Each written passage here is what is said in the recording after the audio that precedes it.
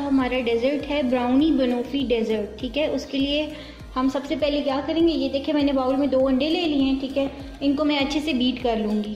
ٹھیک ہے, دیکھیے انڈوں کو میں نے تھوڑا بیٹ کر لیا. اب میں اس میں 1 کپ یہ شوگر ایڈ کر رہی ہوں. ٹھیک ہے, یہ میں نے 1 کپ شوگر ایڈ کر دی ہے.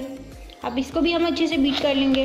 میں نے اپنے انڈے اور چینی کو یہاں بہت اچھے سے بیٹ کر لیا ہے. ٹھیک ہے, میں اس میں ڈالوں گی تقریباً 1 ٹی اسپون ونیلا ایسنس. یہ میں نے 1 ٹی اسپون ونیلا ایسنس ڈال دی ہے. اس میں 1/2 کپ آئل ڈال دی ہے. ہم اچھے سے مکس کر لیں گے. اچھا جی, اب میں اس میں ایڈ کروں گی 3 ٹیبل اسپون کوکو پاؤڈر.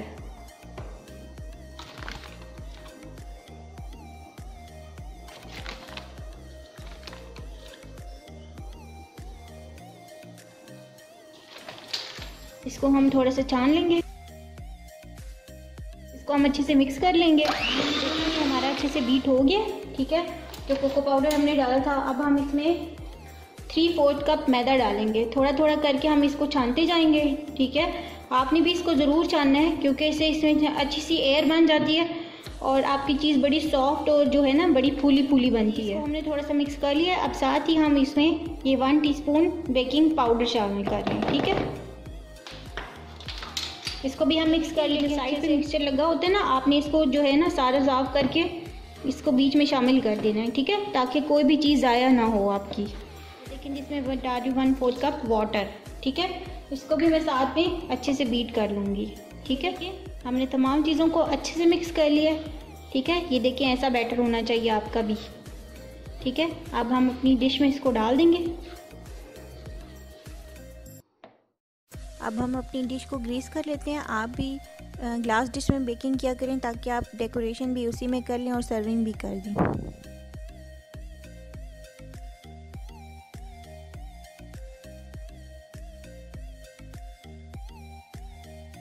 میں نے اپنا مکسچر ڈال دیا ہے. ٹھیک ہے, اب میں اس کو 180 ڈگری پہ بیک ہونے کے لیے رکھ دوں گی فار اباؤٹ 30 منٹس. ٹھیک ہے, آپ نے اوون کو پہلے سے پری ہیٹ کر لینا ہے 15 منٹس پہلے ہی. اس کا سب سے بیسٹ طریقہ یہ ہے کہ جب آپ اپنا مکسچر بنانا شروع کریں, آپ سب سے پہلے اوون کو پری ہیٹ ہونے کے لیے رکھ دیں. جتنی دیر میں آپ یہ بنائیں گے سارا کچھ, ٹھیک ہے, اتنی دیر میں آپ کا اوون پری ہیٹ ہو جائے گا. اب اس کو ہم بیک کریں گے 30 منٹس کے لیے 180 ڈگری پہ. اچھا جی, چاکلیٹ ساس کے لیے ہمیں کیا چاہیے, ہمیں چاہیے سب سے پہلے یہ ہم ڈالیں گے 1 کپ کریم. یہ پیکٹ کی کریم ہے. ٹھیک ہے, میرے پاس.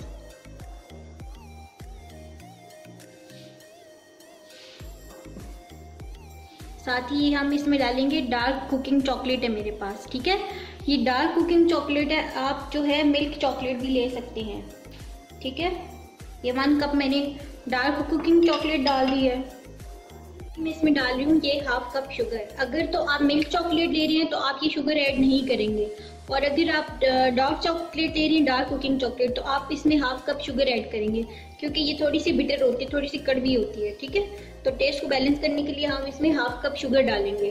ہم نے ان ساری چیزوں کو پکا لینا ہے. ٹھیک ہے, اتنا پکانا ہے ہلکی آنچ پہ. ٹھیک ہے, زیادہ تیز آنچ پہ نہیں پکانا ورنہ یہ جل جائے گا سب کچھ. ٹھیک ہے, آپ کا مکسچر جل جائے گا. ہلکی آنچ پہ ہم نے اس کو پکانا ہے. ٹھیک ہے, آپ دیکھتے جائیں گے اس کا کلر چینج ہوتا جائے گا اور یہ بڑی اچھی سی شائنی چاکلیٹ بن جائے گی, چاکلیٹ ساس. جی, اس کا کلر چینج ہوتا جا رہا ہے, یہ آپ دیکھ رہے ہیں, یہ بڑی اچھی سی ساس کی فارم میں آ رہی ہے. یہ میرے پاس 1/4 کپ آئل ہے, یہ اس میں ہم شامل کر دیں گے. اس آئل سے نا آپ کی ساس میں بڑی اچھی سی ایک شائن آ جائے گی. آپ جس چیز پہ بھی لگائیں گے نا آپ کی ساس بڑی شائنی ہوگی. بس ہم اپنا چولہا بند کر رہے ہیں. ٹھیک ہے, اب ہم اس کو ایسے ہی مکس کریں گے. اچھا جی, دیکھیں جتنی دیر میں ہماری براؤنی ریڈی ہو رہی ہے, ٹھیک ہے, اتنی دیر میں ہم اپنی کریم کو وپ کر لیتے ہیں. یہ میں نے 1 کپ وپنگ کریم لیا ہے. ٹھیک ہے, اس کو ہم اچھے سے وپ کر لیں گے. یہ دیکھیں جی, ہماری کریم اچھے سے وپ ہو گئی ہے. ٹھیک ہے جی, یہ دیکھیں, یہ میں نے تقریباً 1/2 کپ 100 گرام جو ہے نا آلمنڈس لے لیے ہیں. ان کو میں نے رفلی چاپ کر لیا ہے. ٹھیک ہے, اب میں ان کو صرف ڈرائی روسٹ کروں گی. اس میں نے کوئی آئل نہیں ڈالا. ٹھیک ہے, 2 سے 3 منٹ کے لیے میں اس کو صرف ڈرائی روسٹ کر رہی ہوں.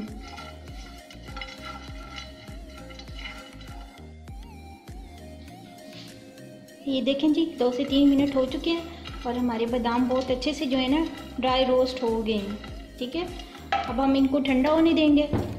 اچھا جی یہ دیکھیں ہماری براؤنی بیک ہو چکی ہے اور یہ جو ہے نا روم ٹیمپریچر پہ آ چکی ہے، ٹھیک ہے، دیکھیں یہ ٹھنڈی ہو چکی ہے۔ اب ہم کیا کریں گے، یہ دیکھیں آپ اس کی کنسسٹنسی کتنی اچھی ہوگی اور یہ کتنا شائنی ہے، ٹھیک ہے۔ ابھی ہم یہ اس کے اوپر ڈال دیں گے سارے، اس کے اوپر آپ چاہیں تو گرم گرم پہ بھی ڈال سکتے ہیں تاکہ یہ سارا اچھے سے ایبزارب کر لیں۔ ہم نے سارے پہ چاکلیٹ ساس سپریٹ کر دیے، ٹھیک ہے، بہت اچھے سے۔ یہ دیکھیں یہ جو ہم نے ڈرائی آلمنڈ روسٹ کیے تھے، ٹھیک ہے، اب ہم اس کے اوپر یہ ڈال دیں گے۔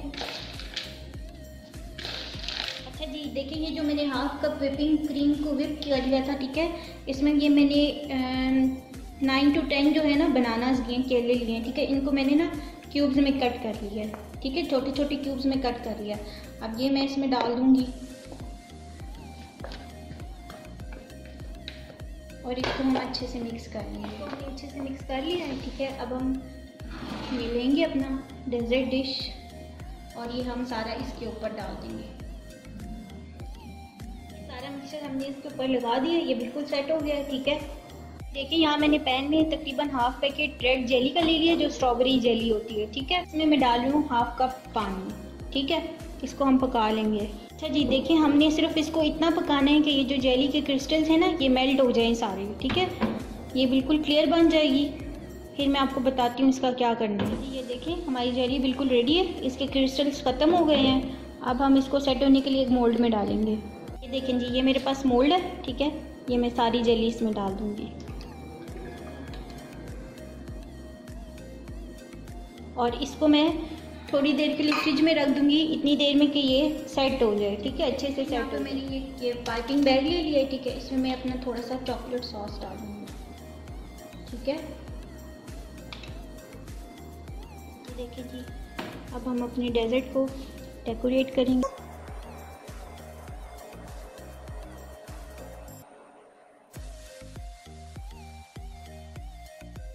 اچھا جی یہ دیکھیں اس کی ڈیکوریشن کے لیے والا نوزل ٹپ یوز کر رہی ہوں، ٹھیک ہے۔ اچھا جی یہ دیکھیں یہ اب ہم اس پہ